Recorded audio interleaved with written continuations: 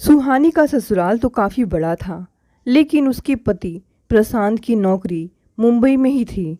इसीलिए सुहानी पति संग मुंबई के थाने के एक छोटे अपार्टमेंट में रहती थी।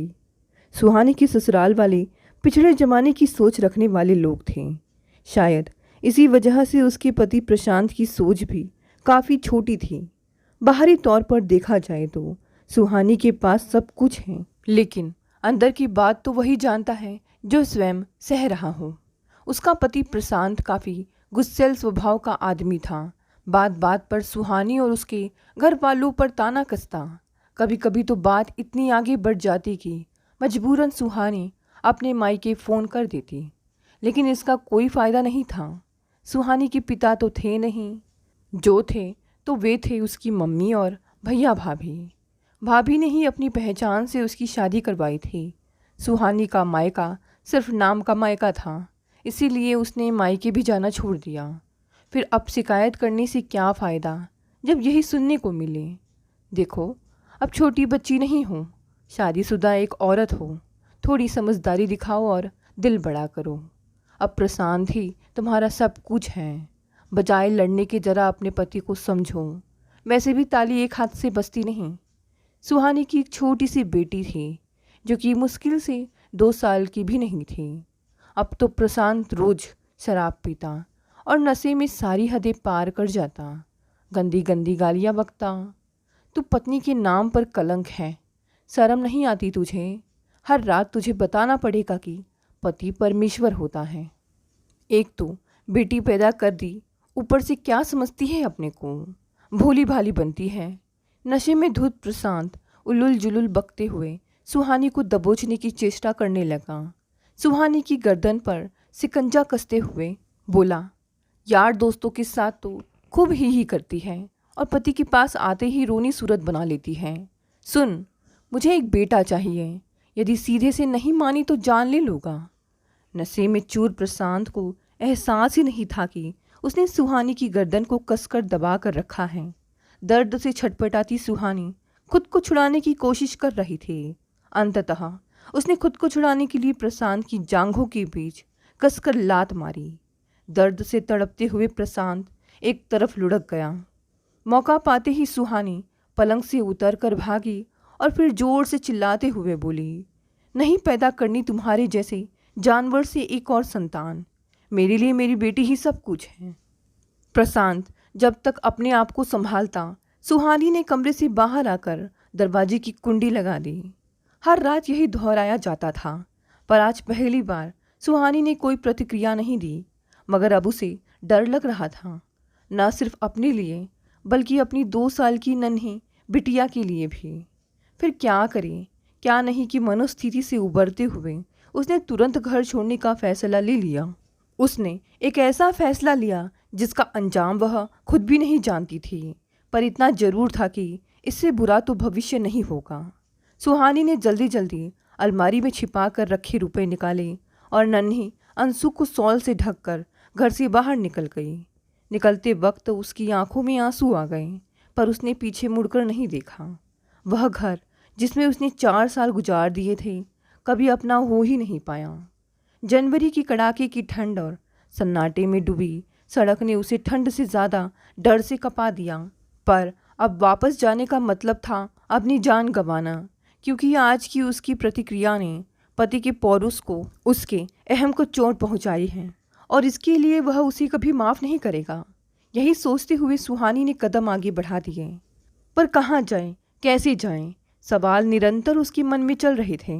नन्ही सी अंशु उसके गले से चिपटी हुई ठंड से काँप रही थी।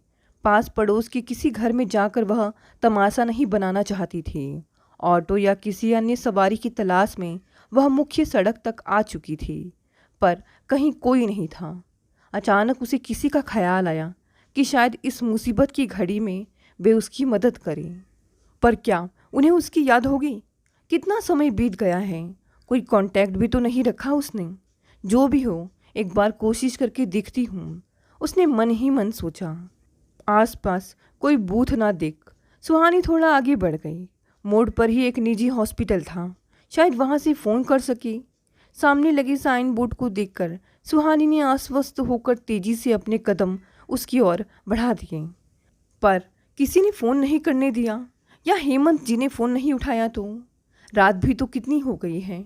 यह सब सोचते हुए सुहानी ने हॉस्पिटल में प्रवेश किया। स्वागत कक्ष की कुर्सी पर एक नर्स बैठी उग रही थी।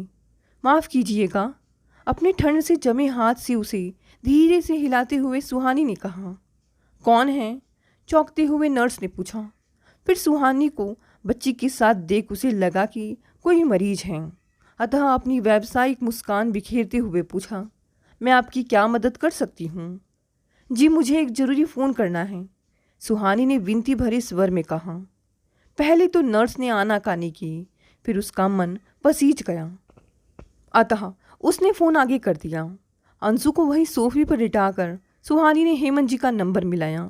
घंटी बजती रही पर फ़ोन किसी ने नहीं उठाया।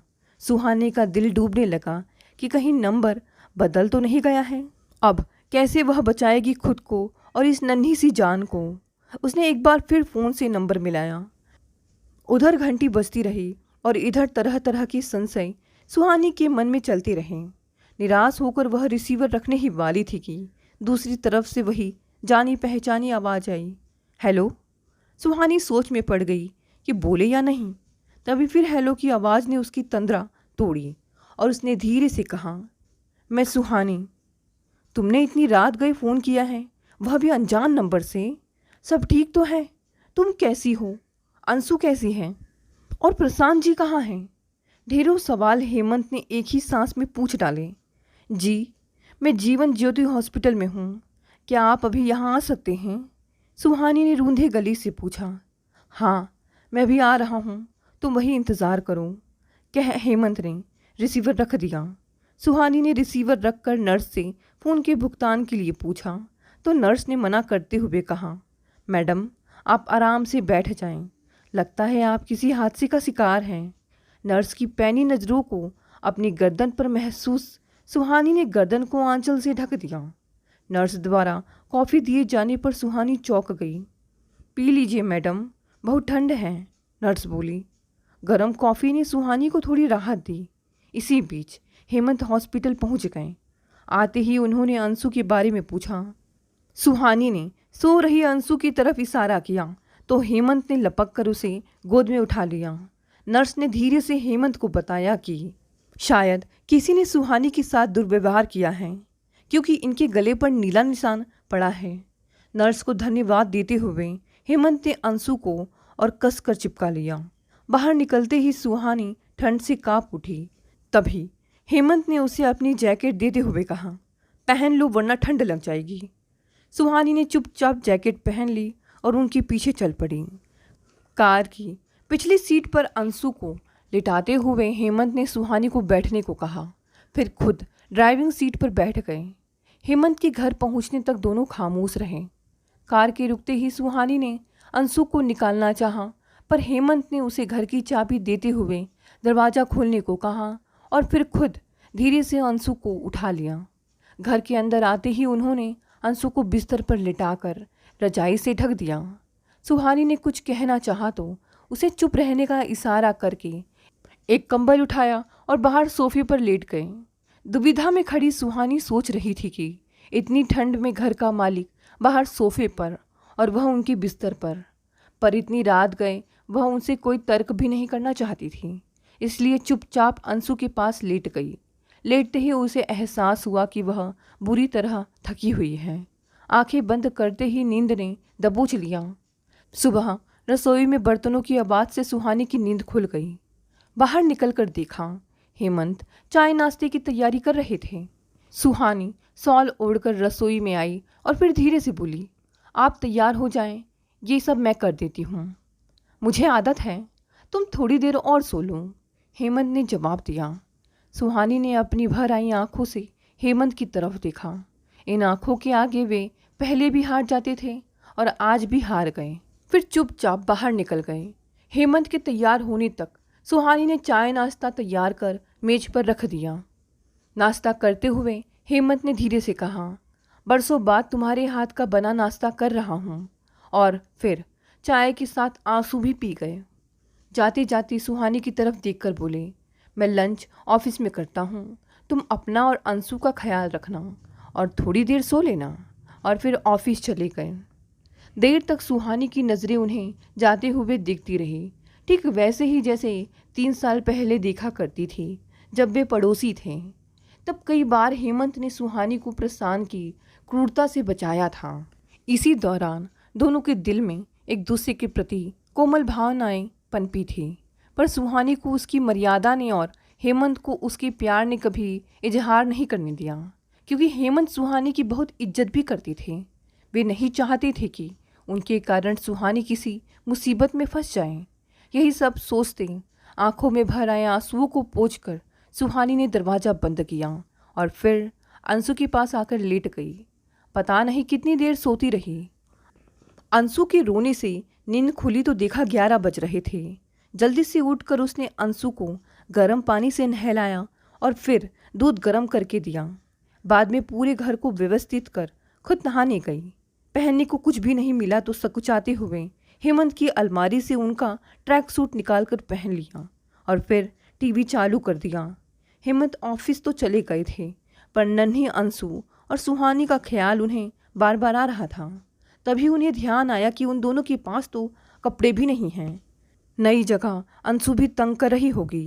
यही सब सोचकर उन्होंने आधे दिन की छुट्टी ली और फिर बाजार से दोनों के लिए गर्म कपड़े, खाने का सामान लेकर वे स्टोर से बाहर निकल ही रहे थे कि एक खूबसूरत डॉल ने उनका ध्यान अपनी तरफ आकर्षित किया, तो उन्होंने उसे भी पैक करवा लिया और फिर घर चल दिए। दरवाज़ा खोलते ही सुहानी चौंक गई। हेमंत ने मुस्कुराते हुए सारा सामान नीचे रखा। नन्ही सी अंशु को खिलौने वाली डॉल दिखाई। अंशु खिलौना पाकर खुश हो गई और उसी में रम गई। हेमंत ने सुहानी को सारा सामान दिखाया। बिना उससे पूछे ट्रैक सूट पहनने के लिए सुहानी ने माफ़ी मांगी तो हेमंत ने हंसते हुए कहा, एक शर्त पर, जल्दी कुछ खिलाओ, बहुत तेज भूख लगी है। सिर हिलाते हुए सुहानी रसोई में घुस गई। जल्दी से पुलाव और रायता बनाने लग गई। जितनी देर उसने खाना बनाया उतनी देर तक हेमंत अंशु के साथ खेलते रहे। एक प्लेट में पुलाव और रायता लाकर उसने हेमंत को दिया। खाते खाते हेमंत ने एकाएक सवाल किया, और कब तक इस तरह जीना चाहती हो? इस सवाल से सकपकाई सुहानी खामोशी से बैठी रही। अपने हाथ से सुहानी के मुंह में पुलाव डालते हुए हेमंत ने कहा, तुम अकेली नहीं हो, मैं और अंशु तुम्हारे साथ हैं। मैं जानता हूँ सभी सीमाएं टूट गई होंगी, तभी तुम इतनी रात को इस तरह निकली। पत्नी होने का अर्थ गुलाम होना नहीं है। मैं तुम्हारी स्थिति का फ़ायदा नहीं उठाना चाहता हूँ। तुम जहाँ जाना चाहो मैं तुम्हें वहाँ सुरक्षित पहुँचा दूँगा, पर अब उस नरक से निकलो। हेमंत जानते थे सुहानी के अपने लोग कैसे हैं, वरना वह कब की इस नरक से निकल गई होती। सुहानी को हेमंत की बेइंतहा चाहत का अंदाजा था और वह जानती थी कि हेमंत कभी मर्यादा का उल्लंघन नहीं करेंगे। इसीलिए वो इतनी रात गए उनके साथ बेझिझक आ गई थी। प्रशांत मुझे इतनी आसानी से नहीं छोड़ेंगे, सिसकते हुए सुहानी ने कहा और फिर पिछली रात घटी घटना की पूरी जानकारी हेमंत को दे दी। गर्दन में पड़े नीले निशान को धीरे से सहलाते हुए हेमंत की आंखों में आंसू आ गए। तुमने इतनी हिम्मत दिखाई है सुहानी, तुम एक बार फैसला कर लो। मैं हूँ तुम्हारे साथ, मैं सब संभाल लूँगा। हाँ में सिर हिलाते हुए सुहानी ने अपनी मौन स्वीकृति दे दी और फिर हेमंत की सीने पर सिर टिका दिया। अगले ही दिन अपने वकील दोस्त की मदद से हेमंत ने प्रशांत के खिलाफ केस दायर कर दिया। सजा के डर से प्रशांत ने चुपचाप तलाक की रजामंदी दे दी। हेमंत के सीने पर सिर रखकर रोती सुहानी का गोरा चेहरा सिंदूरी हो रहा था। आज ही दोनों ने अपने दोस्तों की मदद से रजिस्ट्रार के दफ्तर में शादी कर ली थी। निश्चिंत सी सोती सुहानी का दमकता चेहरा देखते हुए हेमंत ने धीरे से करवट ली कि सुहानी की नींद खुल गई। पूछा, क्या हुआ, कुछ चाहिए क्या? हाँ 1 मिनट, अभी आता हूँ मैं। बोलते हुए हेमंत बाहर निकल गए और फिर कुछ ही देर में वापस आ गए। उनकी गोद में अंशु थी, उनिंदी सी। अंशु को दोनों के बीच सुलाते हुए उन्होंने कहा, हमारी बेटी हमारे पास सोएगी, कहीं और नहीं। हेमंत की बात सुनकर नन्ही अंशु नींद में भी मुस्कुराने लग गई और हेमंत के गले में हाथ डालकर फिर सो गई। बाप बेटी को ऐसे सोते देख सुहानी की आंखों में खुशी के आंसू आ गए। मुस्कुराते हुए उसने भी आंखें बंद कर ली, एक नई सुबह के स्वागत के लिए। दोस्तों, ये छोटी सी कहानी यहीं समाप्त हो गई। चलिए साथ देखते हैं आज की दूसरी कहानी। आमदनी बढ़ाने के लिए आलोक भी ओवर टाइम करता, अपनी ज़रूरतें कम करके भविष्य के लिए रुपए जमा करता। कुसुम भी घर का सारा काम अपने हाथों से करके सीमित बजट में गुजारा करती थी। रिटायरमेंट होते ही समय जैसे थम गया, सब कुछ शांत हो गया। पति पत्नी की भागदौड़ समाप्त हो गई। आलोक ने बचत के रुपयों से मनपसंद कोठी बना ली। हरे भरे पेड़ पौधे से सजे धजे लॉन में बैठने का उसका सपना अब जाकर पूरा हुआ था। बेटा अमित की इंजीनियरिंग की शिक्षा, फिर उसका विवाह, सभी कुछ आलोक की नौकरी में रहते हुए ही हो चुका था। अमित अब गुजरात में पोस्टेड है। बेटी आराधना पति व बच्चों के साथ चेन्नई में रह रही थी। दामाद फैक्ट्री का मालिक था। आलोक ने अपनी कोठी का आधा हिस्सा किराए पर उठा दिया था। किराए की आमदनी, पेंशन व बैंक में जमा रकम के ब्याज से पति पत्नी का गुजारा आराम से चल रहा था। घर में सुख सुविधा के सारे साधन उपलब्ध थे। कुसुम पूरे दिन टेलीविज़न देखती, आराम करती या ब्यूटी पार्लर जाकर चेहरे की झुर्रियाँ मिटवाने को फेशियल करवाती। आलोक हंसते, तुम्हारे ऊपर बुढ़ापे में निखार आ गया है, पहले से अधिक खूबसूरत लगने लगी हो। आलोक व कुसुम सर्दी के मौसम में आराधना के घर चेन्नई चले जाते और गर्मी का मौसम जाकर अमित के घर गुजरात में गुजारते। बेटी दामाद, बेटा बहू सभी उनके सम्मान में झुके रहते। दामाद कहता, आप मेरे माँ बाप के समान हैं, जैसे वे लोग वैसे ही आप दोनों। बुजुर्गों की सेवा नसीब वालों को ही मिला करती है। आलोक कुसुम अपने दामाद की बातें सुनकर गदगद हो उठते। दामाद उन्हें अपनी गाड़ी में बैठाकर दर्शनीय स्थलों पर घुमाता, बढ़िया भोजन खिलाता। नौकरानी रात को दूध का गिलास दे जाती। सेवा करने में बहू बेटा भी कम नहीं थे। बहू अपने सास ससुर को बिस्तर पर ही भोजन की थाली लाकर देती और धुले कपड़े पहनने को मिलते। बहू बेटों की बुराइयां करने वाली औरतों पर कुसुम व्यंग कसती की, तुम्हारे अंदर ही कमी होगी कि तुम लोग बहुओं को सताती होगी। मेरी बहू को देखो, मैं उसे बेटी मानती हूँ, तभी तो वह मुझे सुख आराम देती है। आलोक भी दामाद की प्रशंसा करते ना आघाते, सोचते पता नहीं क्यों लोग दामाद की बुराई करते हैं और उसे यमराज कहकर उसकी सूरत से भी भय खाते हैं। एक दिन आराधना का फ़ोन आया। उसकी आवाज़ में घबराहट थी। माँ, गजब हो गया, हमारे घर में फैक्ट्री के सभी जगह आयकर वालों का छापा पड़ गया है। वे हमारे जेवर तक निकाल कर ले गए। तभी आलोक कुसुम के हाथ से फ़ोन छीन कर बोले, यह सब कैसे हो गया बेटी? जेठ के कारण। सारी गलती उन्हीं की है। सारा हेर फेर वे करते हैं और उनकी गलती का नतीजा हमें भोगना पड़ता है। आराधना रो पड़ी। आलोक बेटी को सांत्वना देते रहे और फ़ोन कट गया। वह धम से कुर्सी पर बैठ गए। लगा जैसे शरीर में खड़े रहने की ताकत नहीं रह गई है और कुसुम का तो जैसे मानसिक संतुलन ही खो गया। वह पागलों की भांति अपने सिर के बाल नोचने लगी। आलोक ने अपने आप को संभाला, कुसुम को पानी पिलाकर धैर्य बंधाया कि अवरोध तो आते ही रहते हैं, सब ठीक हो जाएगा। एक दिन बेटी दामाद उनके घर आ पहुँचे। संकोच छोड़कर आराधना अपनी परेशानी बयान करने लगी। पापा, हम लोग जेठ जेठानी से अलग हो रहे हैं। इन्हें नए सिरे से काम जमाना पड़ेगा। कोठी छोड़कर किराए के मकान में रहना पड़ेगा। काम शुरू करने के लिए लाखों रुपए चाहिए। हमें आपकी मदद की सख्त ज़रूरत है। दामाद हाथ जोड़कर सास ससुर से विनती करने लगा, पापा, आप लोगों का ही मुझे सहारा है। आपकी मदद ना मिली तो मैं बेरोजगार हो जाऊंगा, बच्चों की पढ़ाई रुक जाएगी। आलोक व कुसुम अपनी बेटी व दामाद को गरीबी की हालत में कैसे देख सकते थे। दोनों सोच विचार करने बैठ गए। फैसला यह लिया कि बेटी दामाद की सहायता करने में हर्ज ही क्या है। यह लोग सहारा पाने और कहाँ जाएंगी, अपने ही काम आते हैं।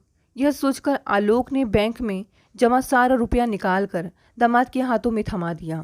दामाद ने उनके पैरों में गिरकर खुशी जाहिर की और कहा कि वह इस रकम को साल भर के अंदर ही वापस लौटा देगा।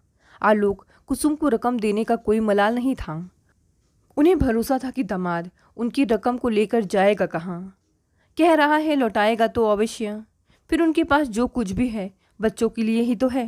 बच्चों की सहायता करना उनका फ़र्ज़ है।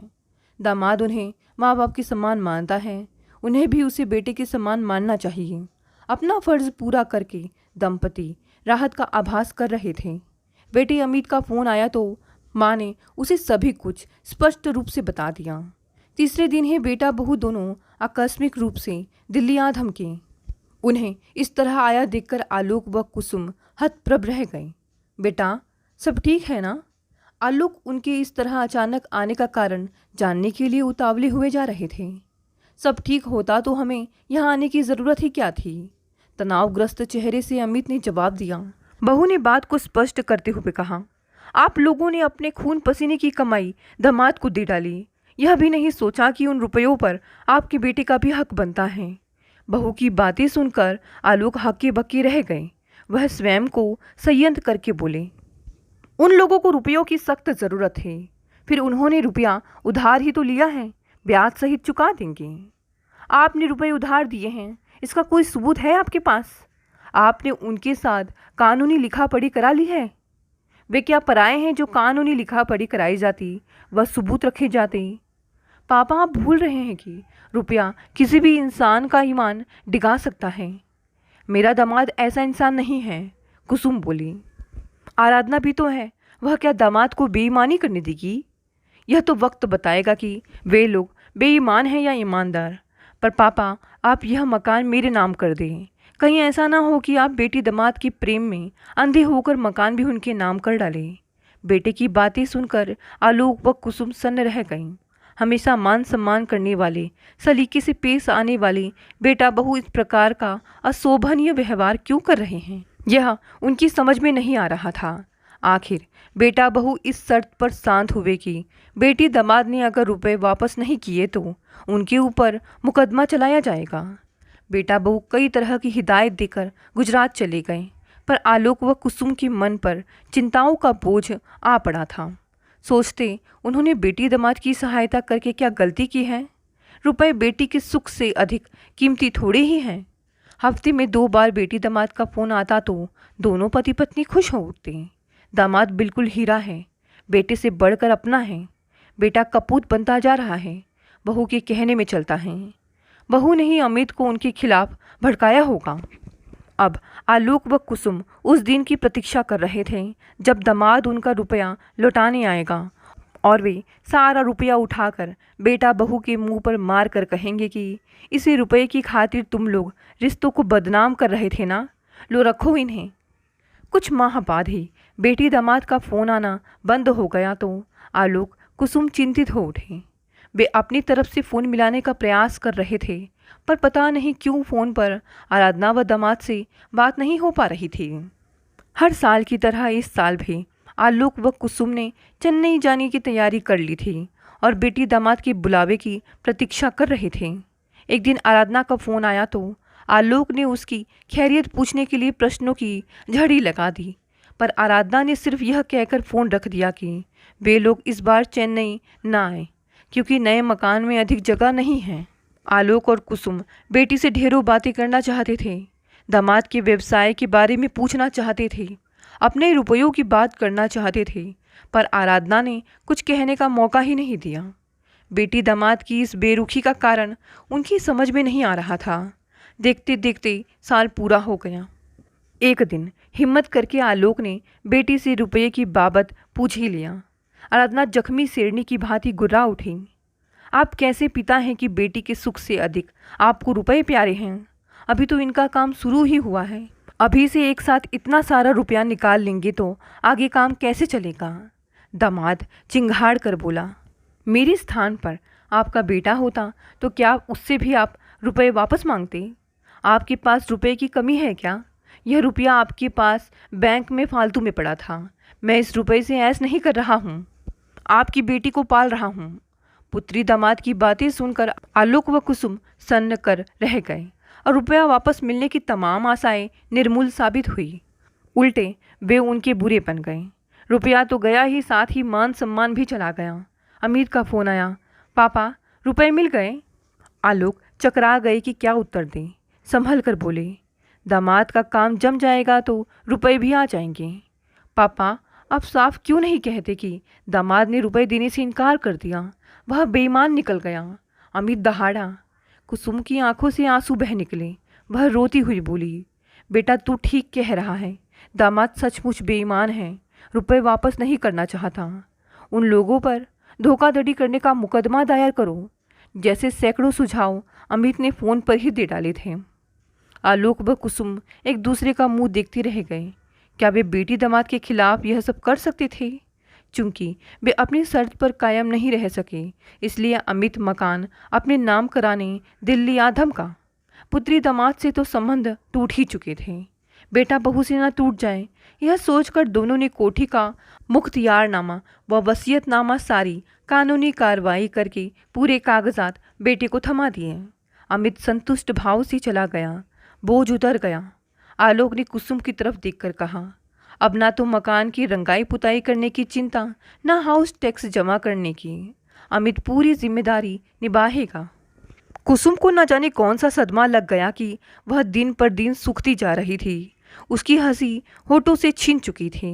भूख प्यास सब मर गई। बेटी बेटा बहू दामाद की तस्वीरों को वह एकटक देखती रहती या फिर शून्य में घूरती रह जाती। आलोक दुखी होकर बोला, तुमने अपनी हालत मरीज जैसी बना ली है, बालों पर मेहंदी लगाना भी बंद कर दिया है, बूढ़ी लगने लगी हो। कुसुम दुखी मन से कहने लगी, हमारा कुछ भी नहीं रहा, हम अब बेटा बहू के आश्रित बन चुके हैं। मेरी पेंशन व मकान का किराया तो है, हमें दूसरों के सामने हाथ फैलाने की ज़रूरत नहीं पड़ेगी। आलोक जैसे अपने आप को ही समझा रहे थे। जब किराएदार ने महीने का किराया नहीं दिया तो आलोक ने खुद जाकर शिकायती लहजे में किराएदार से बात की और किराया न देने का कारण पूछा। किराएदार ने रसीद दिखाते हुए तीखे स्वर में उत्तर दिया कि वह अमित को सही वक्त पर किराए का मनी ऑर्डर भेज चुका है। अमित को क्यों? क्योंकि मकान का मालिक अब अमित है। किराएदार ने नया किरायानामा निकालकर आलोक को दिखा दिया, जिस पर अमित के हस्ताक्षर थे। आलोक सिर पकड़कर रह गए कि सिर्फ मामूली सी पेंशन के सहारे अब अपना गुजारा कैसे कर पाएंगे। बेटे पर मुकदमा करो ना। कुसुम पागलों की भांति चिल्ला उठी, सब बेईमान हैं, रुपयों की भूखे हैं। आलोक कहते, हमने अपनी संतान के प्रति अपना फर्ज पूरा किया है। हमारी मृत्यु के बाद तो उन्हें मिलना ही था, पहले ही मिल गया, इससे भला क्या फ़र्क पड़ गया। कुसुम बोली, बेटी दामाद बेटा बहू सभी हमारी दौलत की भूखे थे। दौलत के लालच में हमारे हाथ प्यार सम्मान का ढोंग करती रही। दौलत मिल गई तो फ़ोन पर बात करनी भी छोड़ दी। पति पत्नी दोनों ही मानसिक वेदना से पीड़ित हो चुके थे। घर पराया लगता, अपना खून पराया हो गया, अपना क्या रह गया। एक दिन आलोक अलमारी में पड़ी पुरानी पुस्तकों में से होम्योपैथिक चिकित्सा की पुस्तक तलाश कर रहे थे कि अचानक उनकी निगाहों के सामने पुस्तकों के बीच में दबा बैग आ गया और उनकी आंखें चमक उठी। बैग के अंदर उन्होंने सालों पहले विकास पत्र व किसान विकास पत्र पोस्ट ऑफिस से खरीद कर रखे हुए थे, जिसका पता ना बेटा बेटी को था ना कुसुम को, यहाँ तक कि खुद उन्हें भी याद नहीं था। मुसीबत में यह 90,000 रुपये की रकम उन्हें 90 लाख के बराबर लग रही थी। उनके अंदर उत्साह उमड़ पड़ा, जैसे फिर से युवा हो उठे। हफ्ते भर के अंदर ही उन्होंने लॉन के कोने में टीन शेड डलवाकर एक प्रिंटिंग प्रेस लगवा दी। कुछ सामान पुराना भी खरीद लाए और नौकर रख लिए। कुसुम भी इसी काम में व्यस्त हो गई। आलोक बाहर के काम संभालता तो कुसुम दफ्तर में बैठती। आलोक हंसकर कहती, हम लोग बुढ़ापे का बहाना लेकर निकम्मे हो गए थे। संतान ने हमें बेरोजगार इंसान बना दिया। अब हम दोनों काम के आदमी बन गए हैं। कुसुम मुस्कुराती, कभी कभी कुछ भूल जाना भी अच्छा रहता है।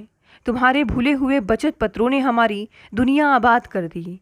यह रकम ना मिलती तो हमें अपना बाकी का जीवन बेटी दामाद और बेटा बहू की गुलामी करते बिताना पड़ता। अब हमें बेटी दामाद बेटा बहू सभी को भुला देना ही उचित रहेगा। हम उन्हें इस बात का एहसास दिला देंगे कि उनकी सहायता लिए बगैर भी हम जी सकते हैं और अपनी मेहनत की रोटी खा सकते हैं। हमें उनके सामने हाथ फैलाने की कभी ज़रूरत नहीं पड़ेगी। कुसुम व आलोक के चेहरे आत्मविश्वास से चमक रहे थे, जैसे उनका खोया सुकून फिर से वापस लौट आया हो। दोस्तों, ये कहानी यहीं समाप्त हो गई। कहानी पसंद आई तो इसे लाइक शेयर कमेंट करें। नए हैं तो इस चैनल को भी सब्सक्राइब कर लें। धन्यवाद दोस्तों। मिलते हैं अगली नई कहानी।